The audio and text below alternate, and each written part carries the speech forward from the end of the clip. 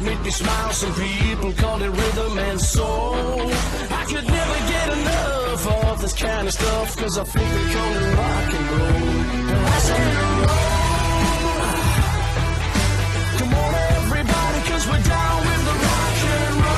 The Final Countdown. Are you with me? Can you feel it?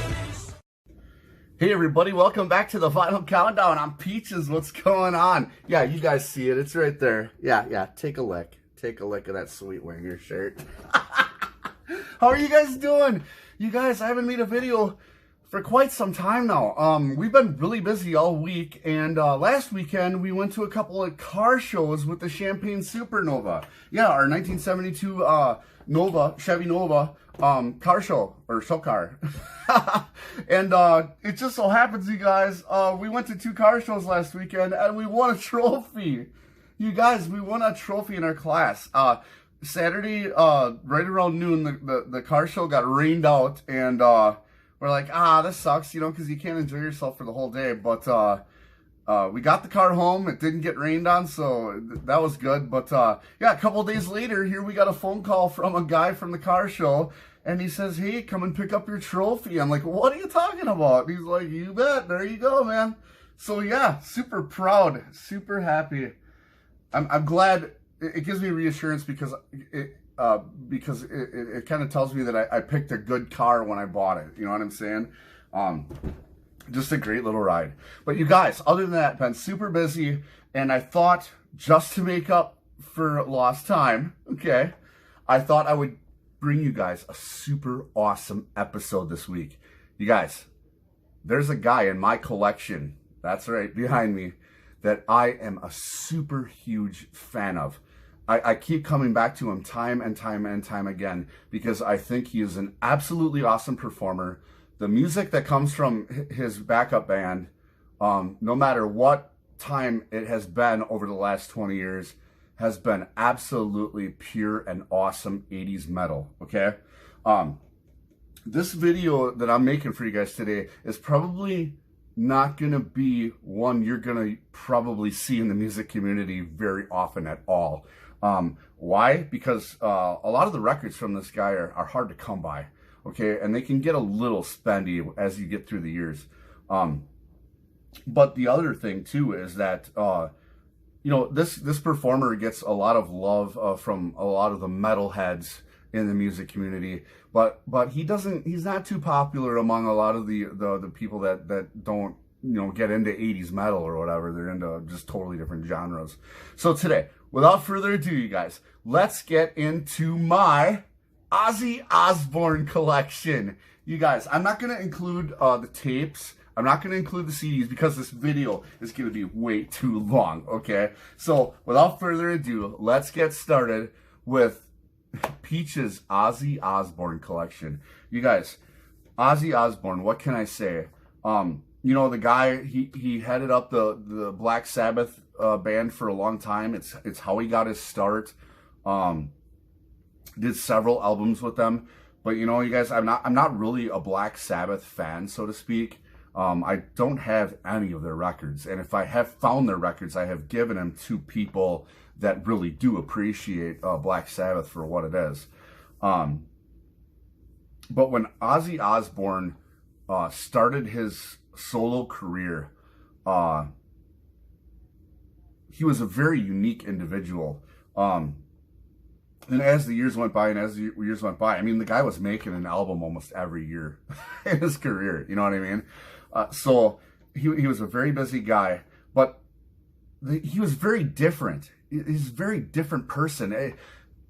You know, if I were to describe Ozzy Osbourne, do you remember the singing, dancing frog on Bugs Bunny? Do you remember the guy, you know, the frog guy that would jump out of the box and he was like, hello, my baby, hello, my darling, hello, my ragtime gal. And he would sing and dance, and all of a sudden he would just go down to nothing. And he would sit still and he'd just go, brrr. And he had the top hat and the cane and all that. If you've ever seen that Bugs Bunny skit, it's a real easy way to compare that frog to Ozzy Osbourne because of his personality. It's like he goes up on stage and he lights up completely and he becomes this really awesome performer, and he's not so shocky and out of this world that he's unbelievable. He's actually a very believable character, you know, which he got the nickname, you know, the Prince of Darkness or whatever. And sometimes he almost seemed comical, but yet he was very believable. So yeah, up on stage, he was this huge character. And then when he gets off a stage, he almost seems like he's a little fried, I guess you could say. I mean, when we used to watch the Osbournes on TV, you know, it's like Ozzy's, he just looks like he's walking around like he's 90 years old, and he has like major arthritis, and he can't speak very well, and he just looks like he just took way too many drugs or something, you know. So it's very hard to swallow that real two-sided personality that he has. I have seen a lot of interviews with him, with different people, you know, giving him interviews and videos and stuff. And he wakes up a little bit and he gets a little conversational, but usually he's just a very quiet, reserved guy. So yeah. But man, about his records and how I see his music, I'm telling you, from the first solo album all the way through, this guy was not only consistent with his music and the writing and the performing and all the majorly awesome, you know, band members that he had. Every album that, if I look at it real closely, every album that he made got better. Okay, so you started from the beginning and you go 1, 2, 3, 4, 5, 6, 7 albums. Every single one of them got a little better, a little better, a little better, and a little better. And that is just something that you're not going to find that often in artists that are kicking out an album on the average every year, every 2 years. You know what I mean? So you guys, let's get into this collection a little bit. And I think you're going to understand where I'm coming from. It's a pretty nice collection, I think. I'm not going to show you, like I said, I'm not going to show you the CDs and the tapes and all that stuff because it's going to get really long. And I've already been talking long enough, too. But let's start out with this big guy. Let's get it out of the way. I found this in an antique mall, and it's a poster. There you can see Ozzy standing there. Yeah, there's the Target guitar. Yeah, Mr. Black Label Society himself there on the floor. Zakk Wylde. For sure, yeah, so I don't have that one hung up at all. And then I have this really awesome plaque. Before I go any further, too, you guys, there's another big thing about this collection that I have of Ozzy Osbourne stuff. I'm telling you right now, this is not all me. I did not come up with all of this stuff. I didn't find all this stuff out in the wild. This collection would not be the way it is if it wasn't for other people out, the generosity of other guys and people out in the music community. Several of these things that I got from Dude 1973. Another really huge contributor to this collection was Linda Legg. And another huge contributor to this collection is Nathan White. So, I mean, like I said, this collection wouldn't be anywhere near what it is without all of those guys helping me out and sending me cool stuff. So here's a plaque from Ozzy Osbourne. It kind of talks about his career. And you'll notice this actual photograph, I think it is shared with several different photo shoots or several different photos that were taken. I think this is probably going to be during the No More Tears phase, because you'll see him dressed exactly the same and the same poses in some of the other things that I'm going to show you guys. But it's got a little biography clip here. Born John Osbourne on December 3rd, 1948, at Aston, Birmingham, England. And then it talks about his albums and the lineup of his albums and his career in Black Sabbath and a few other things. So yeah, it's a pretty cool commemorative plaque that I keep behind my turntable over there. So yeah, it's pretty cool. And then here's a VCLT piece that I got from someone. It's an Ozzy Osbourne comic book. It's totally awesome, you guys. Let me see if I can get this out of this little holder here. I got it sealed up. It's in really, really minty shape.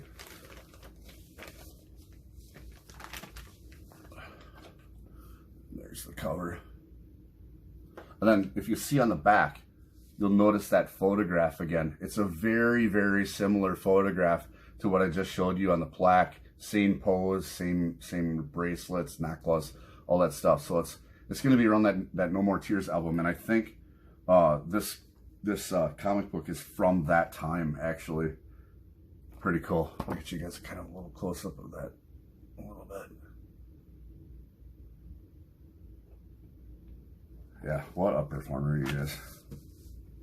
All right, and then also, here's another gift that I received from somebody in the music community. This is the Ozzy Osbourne No More Tears tour book, the original one. And I've showed this before in videos. There's just all kinds of awesome photographs on the inside of them performing and photos of Ozzy and stuff. Right there's another one. And if I think if I flip through here, you guys are gonna see if I can find it. Oh yeah, and there's the No More Tears cover right there inside the back. But let's see if I can get to a page here. There it is. There is basically the same exact photo you saw on the plaque on the back of the comic book and in the tour book. Yeah, so a lot of those photos were probably from the same shoot around the same time. But man, that tour book is awesome, you guys. All right, let's start out with the vinyl, you guys. You guys, from 1980. Here we go. This is a 180 gram reissue of Ozzy Osbourne, Blizzard of Oz. Here's the back. I'm not really going to get into the songs and things from these records. I'm not really going to critique them from 1 to 10 or whatever. I'm just going to show you guys exactly what the collection is made of, because I'm sure a lot of you that are watching this video and saw the thumbnail, you're probably kind of familiar with Ozzy. And then here we go from 1981. We kind of have these in chronological order. Or no, this one. Yeah, that is a reissue. And then we have another high quality 180 gram premium vinyl pressing, it says, of Diary of a Madman. And I believe that's from 1981.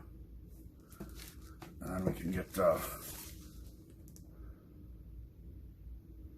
here's the back. We'll flip you over to the front again. And like I said, you guys, as these albums came out, they just got better and better.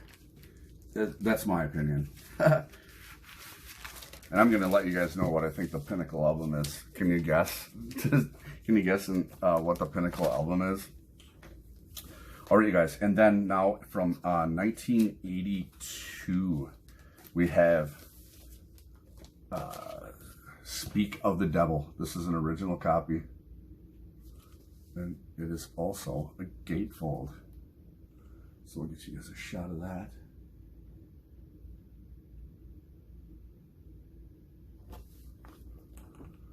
Yeah, you want to talk about a cover that should have been censored, you guys. Look at that.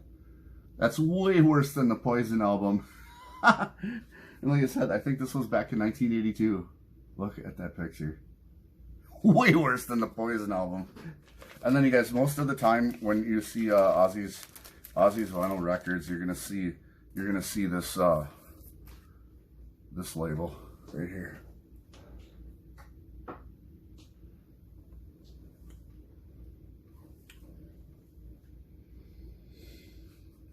Jet Records. And there's the other side. They're basically matching.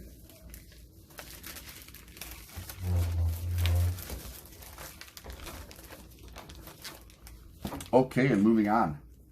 Here we go. Here's one that a lot of people like from 1983. We got Ozzy Osbourne, Bark at the Moon.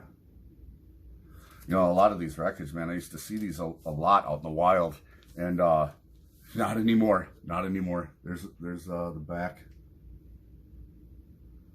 This one really gave him a pretty big jump start, I'd have to say.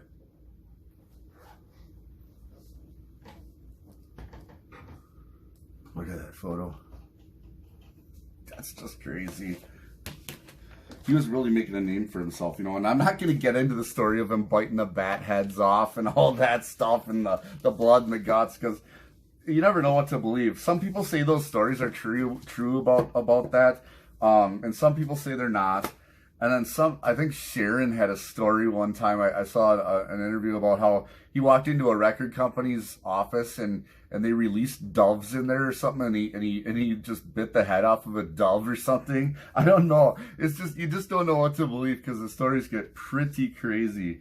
And you guys, okay, after Bark at the Moon, this is when things really started going good for Ozzy, and I noticed a pretty big change in his music, and it was getting a lot better. From 1986, you guys, this is Ozzy Osbourne's The Ultimate Sin. Just a great record. And not only was the music getting better, I think his budget was getting bigger. I think he was getting a lot more representation, a lot more popularity, and you can tell, I mean, look at the art on that cover. Just awesome. An amazing, amazing cover. This is probably one of the top covers in my collection, I'd have to say. And you can see the head popping out the back. But yeah, you guys, an original copy of Ultimate Sin. And then here you can see a change in the label, actually, on Ultimate Sin. And this is CBS Associated Records, and it's just going to be just a royal blue label with silver writing. Nice original copy, you guys. Yeah, like I said, when Ultimate Sin, that's when things started getting really, really interesting for Ozzy. Really interesting.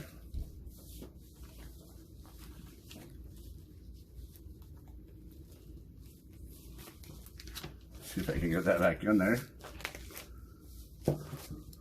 All right, and then here you guys, from 1986 again, here is another copy of The Ultimate Sin from Ozzy Osbourne, and it is Gold Stamp Promo. You bet, you guys. Gold Stamp Promo, original Ozzy album. Totally sweet, totally sweet. So yeah, I like to have 2 copies of that. Pretty awesome. And then things started happening, and he kind of came out with something a little bit different right after that.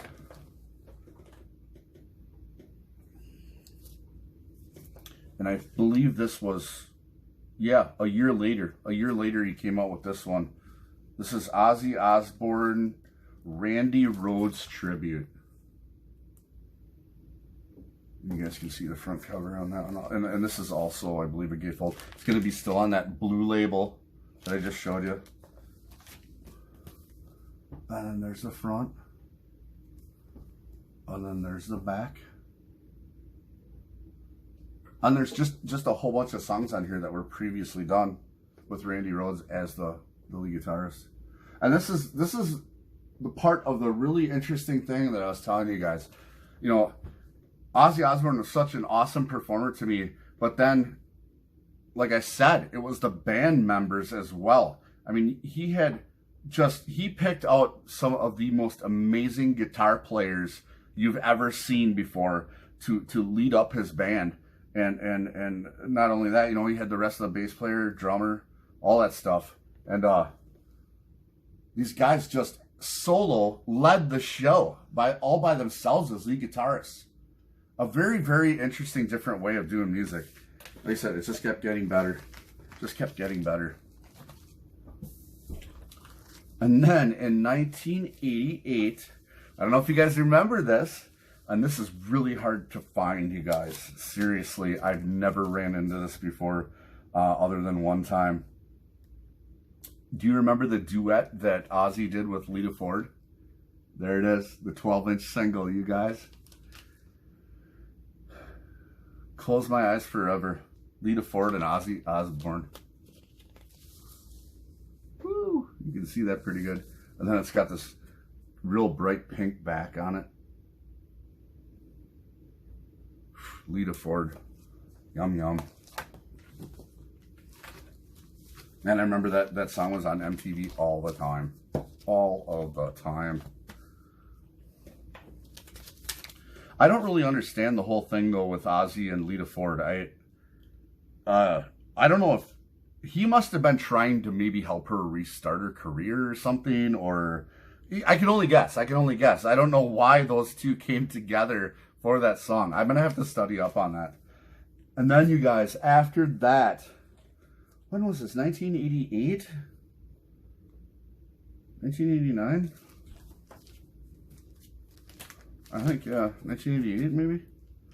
You have another album getting even better than The Ultimate Sin, you guys. This is Ozzy Osbourne, No Rest for the Wicked. Very, very, very hard to find out in the wild. This is something you're just not going to run into. I actually had 2 copies of this, and I gave one of them to Billy Hurst a long time ago. Like over a year ago, I think it was. Just a great album. Great album. This is probably my, I'd say, second favorite album of his.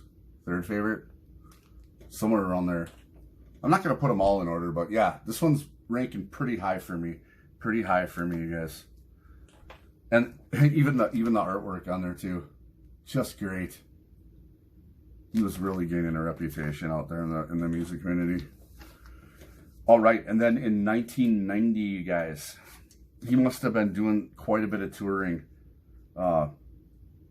because he must have skipped a year maybe and came out with this one. And this one is another gift from someone in the music community. This is Ozzy Osbourne. Just Say Ozzy. It's I think they call this an EP. There's some live stuff on it. And this one I had never. Someone gave it to me, and I have never seen it in the wild.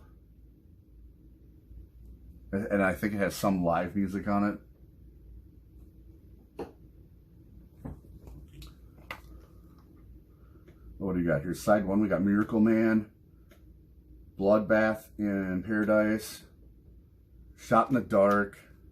Side 2 is Tattooed, Dancer, Sweet Leaf, War Pigs.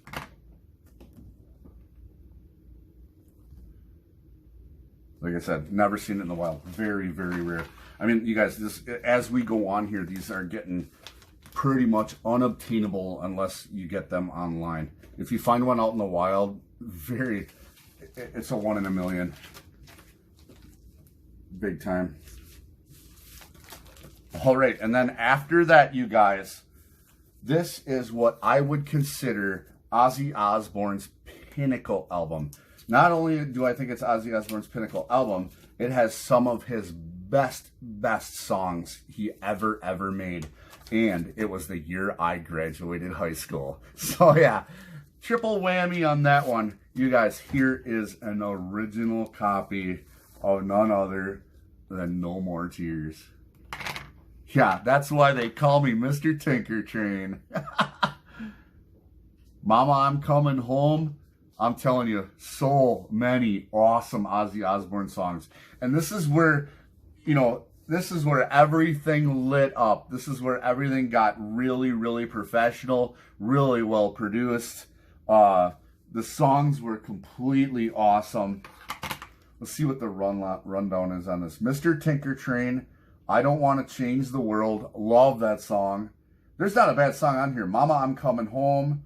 Desire, No More Tears. Unbelievably awesome. Side 2, S.I.N. Hellraiser, Time After Time, Zombie Stomp, AVH, Road to Nowhere. I mean, you guys, this is a 11 out of 10. I will never get sick of listening to this album ever. And you guys, I'm telling you, it's not only an awesome album. I think there's a lot of people that think it's really awesome. It's very expensive too. And I think, if I'm not mistaken, this album was only released overseas. Very few copies were found in the United States, I think. Most of the copies are from overseas.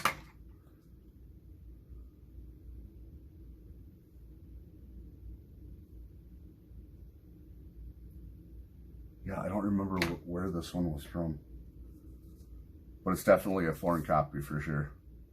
You guys, pinnacle album. This is if I had to go out on a desert island, this record would be coming with me for sure. Love it. And then you're also going to see a label change on this one as well.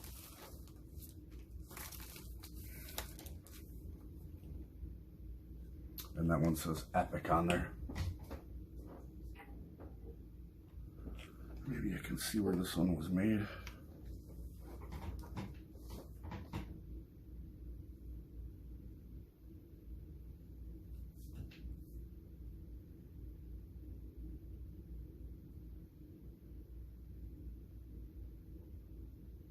Yeah, it just says, yeah, Sony Music Entertainment on there.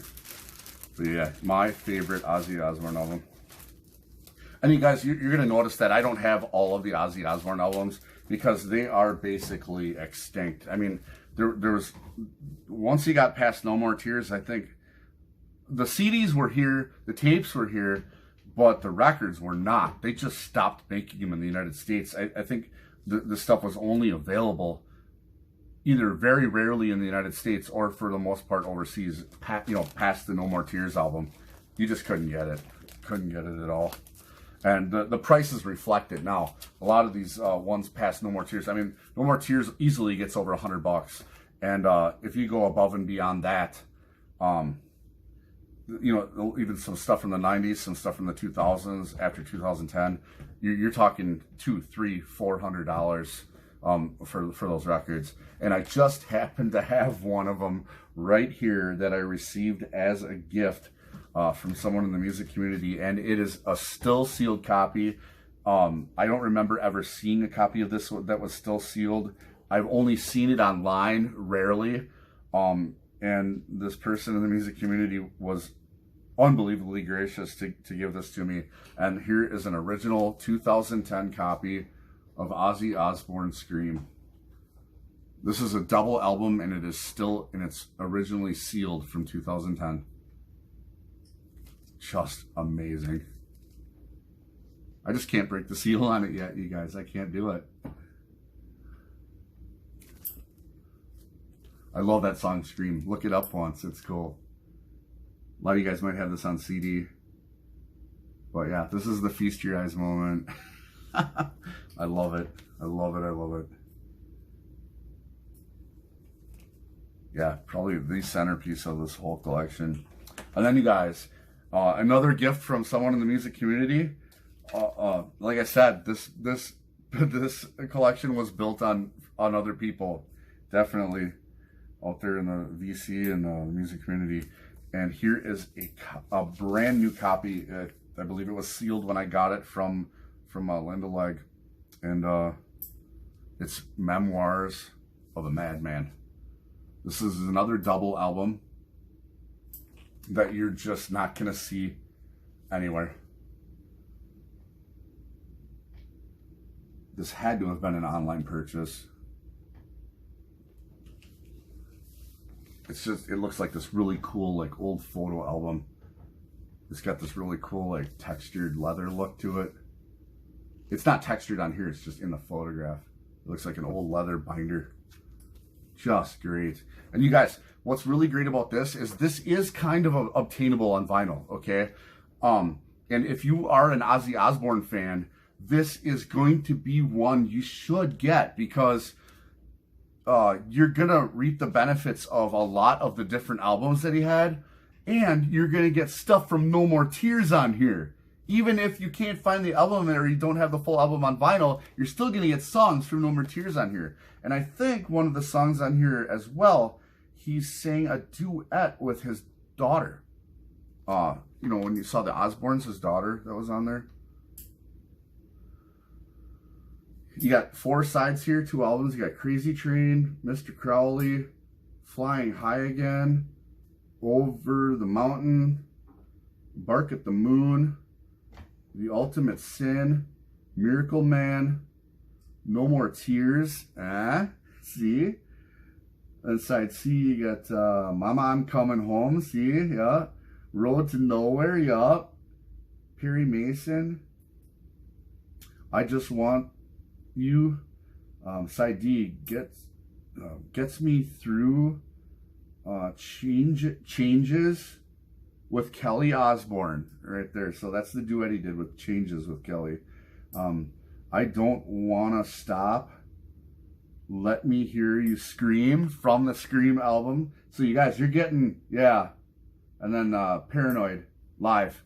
So you're getting a lot of different songs from a lot of different albums on here. You guys, totally worth investing in. Definitely. Well, you guys, besides the CDs and the tapes, this is the whole collection, you guys, of my Ozzy Osbourne stuff on vinyl. I'm really glad you guys came down. Thanks for sticking with me through the whole video. It got a little long. And you guys, I want you guys to have a great, great rest of your weekend, all right? I'm Peaches. This is the Vinyl Countdown, and we will see you later.